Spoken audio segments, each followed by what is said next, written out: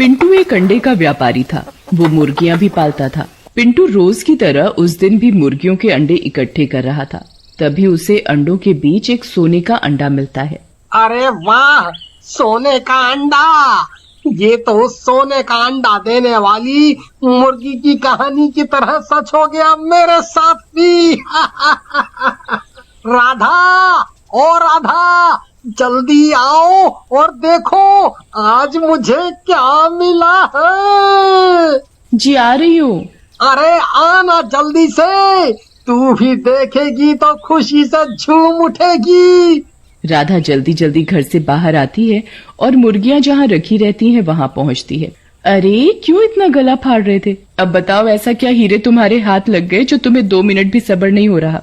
अरे बात ही कुछ ऐसी है मेरी जलेबी बाई।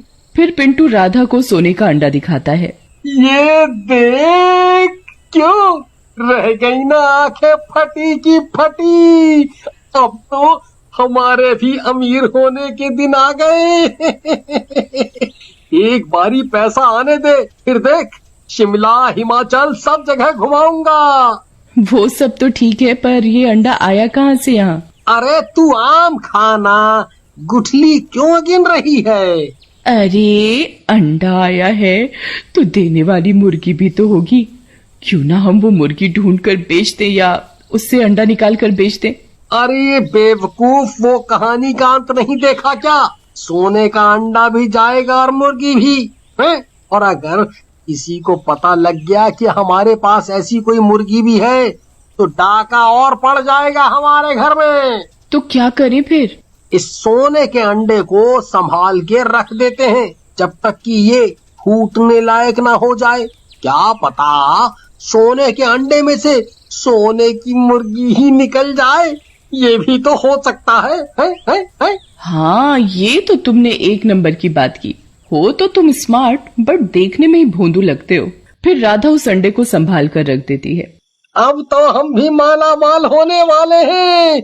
क्यों ना मैं ये बात साहूकार को बता के रखूं। इस दिन भी सोने की मुर्गी इस अंडे में से निकलेगी, मैं तुरंत अच्छे दामों में बेच दूंगा। फिर रात को राधा सो जाती है, पर पिंटू अपने ख्वाब में ही जग रहा होता है। तभी राधा की आंख खुलती है। अरे तुम सोए नहीं अब तक? ऊपर से ये लाइट जलाकर रखी है, आधी रात गए। सोना नहीं है क्या? सवेरे काम पर नहीं जाना? अरे अपनी किस्मत अब जागी है, इसलिए अपन भी जागेगा। अब मुझे अंबानी बनने से कोई नहीं रोक सकता। ओहो, सर फिर गया है तुम्हारा। जागो, जगना है तो, पर मुझे सोने दो, और उसके लिए ये लाइट का बंद होना बहुत जरूरी है। राधा उठकर लाइट बंद करती है और वापस सो जाती है। अगली सुबह होते ही मुर्गे बांग देने लगते हैं। चिड़िया के चहकने और मुर्गे की बांग से राधा की नींद टूट जाती है। ओहो, लगता है सुबह हो गई। जरा देखूं तो सोने की मुर्गी बाहर निकली कि नहीं। वो जाके सोने का अंडा देखती है कि फूट गया या नहीं। पर जैसे ही राधा वो जगह देखती है, वहाँ उसे अंडा रखा नहीं मिलता। अरे उठो, जल्दी उठो, देखो सोने का अंडा गायब है। पिंटू रात भर जागता रहा और भोरम भोर सोया तो उसकी नींद नहीं टूट रही थी। क्या है, सोने दे मुझे। तो रात भर खर्राटे लगा के सो रही थी और अब मेरी नींद खराब कर रही है। अरे आलस कुमार, उठकर देखो, सोने का अंडा गायब है। अरे वो गायब नहीं है, मेरे बेड के नीचे है। रात को मैंने ही रख दिया था, मुझसे सब्र नहीं हो रहा था। हद है तुम्हारी भी। अंडे से मुर्गी तो अपने हिसाब से निकलेगी, वो भी चूजा होगा। राधा उस अंडे को फिर से उठाकर रख देती है। ये खबर उनके एक पड़ोसी को पता चल जाती है। अरे वाह, सोने का अंडा, भला ये कैसा होता होगा? लखन अब एक मौके की तलाश में था। इधर दोपहर हो चली, पर पिंटू अभी तक सोकर नहीं उठा। आज सारे अंडे उठाने को पड़े हैं, बेचने को पड़े हैं, और ये आदमी है कि घोड़े बेचकर सो रहा है। राधा गुस्से में बाल्टी भरकर पानी लाती है और सोते हुए पिंटू के ऊपर डाल देती है। पिंटू भड़बड़ा कर उठता है। क्या हुआ, क्या हुआ? सोने की मुर्गी निकल आई क्या? है सोने का अंडा फूट गया क्या?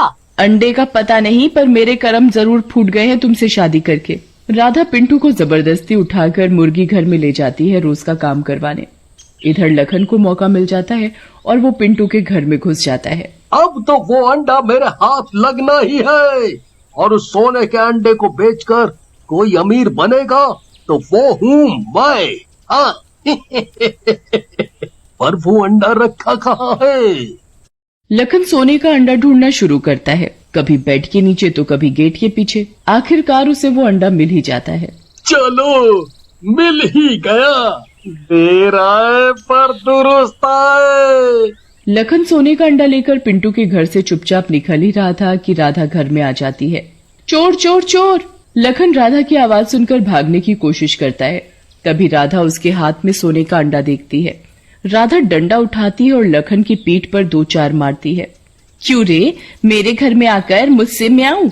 दे मेरा अंडा वरना वापस मैं शोर मचा दूंगी कि तू मेरे घर में चोरी करने आए है। अरे चोरी कैसे? अगर तू सबको चिल्ला के बुलाएगी तो मैं भी सबको बताऊंगा इस अंडे के बारे में। अगर मेरा नहीं तो तेरा भी नहीं। राधा एक पल को सोच में पड़ जाती है। तभी पिंटू पीछे से आता है और लखन के हाथ से अंडा छीनने लगता है।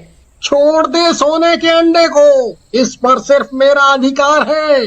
छीन छान में सोने का अंडा फर्श पर जोर से गिर पड़ता है और उसमें से एक सुनहरे रंग का पक्षी निकलता है जिसके पंख भी होते हैं। अरे आ गई मेरी सोने की मुर्गी। ये मुर्गी नहीं, कुछ और जानवर है। जो भी है, ये सुनहरी है, मानो खरा सोना हो। अब मैं इसे बाजार में बेचने जाऊंगी। जैसे ही तीनों उसे पकड़ने के लिए आगे बढ़ते हैं, वो मुंह से आग के गोले फेंकने लगता है, क्योंकि वो कोई आम पक्षी नहीं बल्कि एक डायनासोर था। अरे भागो, ये क्या बला है? अरे ये सोने के अंडे में से नरक निकला है। नरक में ही आग होती है, मैंने टीवी में देखा था। तभी वो डायनासोर लखन के ऊपर मुंह से आग के गोले फेंकता है। अरे भागो रे भागो, ये कैसा जानवर है? बचपन में ही आग से खेल रहा है। तीनों लोग डायनासोर की आग से डर के घर के बाहर भागने लगते हैं।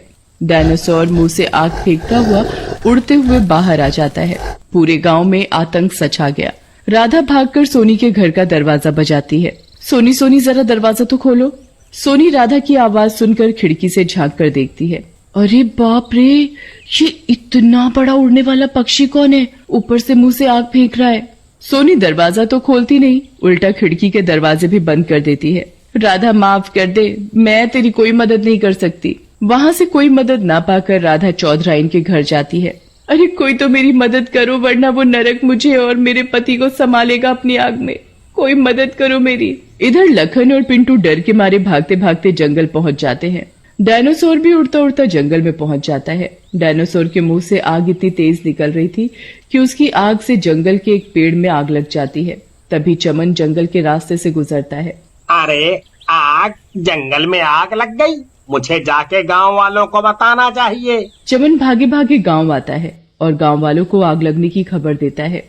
अरे भैया, मेरी तो बकरियां जंगल में चर रही थीं, कहीं वो ना जल जाएं। सोहिल बिना एक भी सेकंड गवाए जंगल की ओर भागता है। अरे भाई साहब, मैं तो चूल्हे पर खाना बनाती हूँ, जंगल जल गया तो मैं लकड़ियाँ कहाँ से लाऊंगी? वो भी भागने लगती है लकड़ियाँ लाने। इधर जंगल में लखन और पिंटू अपनी जान बचाकर एक गुफा में छुप जाते हैं। डायनासोर गुस्से में उन दोनों को ढूंढ रहा था। धीरे धीरे जंगल में आग फैलने लगती है। एक पेड़ से दूसरा पेड़, एक झाड़ी से दूसरी झाड़ी। देखते ही देखते आग काफी जंगल को दहला देती है। भगवान, मैं क्या करूं? सबको अपनी अपनी पड़ी है। किसी को बकरी गाय की चिंता है, किसी को लकड़ियों की। पर वहाँ मेरा पति, मेरा सुहाग खतरे में है। कैसे बचाऊं उन्हें? भगवान जी, इतनी पूजा करी है आपकी, इतने व्रत रखे हैं, कोई तो सुझाव डालो दिमाग में। फिर राधा को एक सुझाव आता है। राधा भागी भागी अपने घर जाती है। मेरा फोन कहाँ है? फोन कहाँ रखा था मैंने? राधा जल्दी जल्दी अपना फोन ढूंढ रही होती है। कभी तकिया के नीचे, कभी रसोई में जाकर देखती है। कुछ देर ढूंढने पर उसे उसका फोन मिल जाता है। अब मैं आग बुझाने वाली गाड़ी का नंबर ढूंढूं जरा। गूगल पर तो सब मिलता है, वैसे भी हर मर्ज की दवा मिल जाती है इंटरनेट पर, तो ये नंबर भी मिलेगा ही। राधा इंटरनेट से नंबर ढूंढकर फायर ब्रिगेड बुलाती है फोन करके। कुछ ही देर में सायरन बजाती हुई फायर ब्रिगेड आ जाती है। गाड़ी से 2 गार्ड निकलते हैं और जंगल में आग बुझाने लगते हैं। बौछार अपनी ओर आता देख डायनासोर की नजर उस गाड़ी पर जाती है। डायनासोर गुर्राने लगता है और तेज तेज आग उगलने लगता है। फायर ब्रिगेडियर डायनो के मुंह पर लगातार पानी मारते रहते हैं, जिससे उसे सांस लेने की भी फुर्सत नहीं मिलती। परेशान होकर वो आसमान में ऊंचा उड़ने लगता है और उड़ते उड़ते पता नहीं कहाँ चला जाता है। पिंटू दोबारा कभी सोने के अंडे के लालच में नहीं पड़ता और ईमानदारी से अपना काम करने लग जाता है।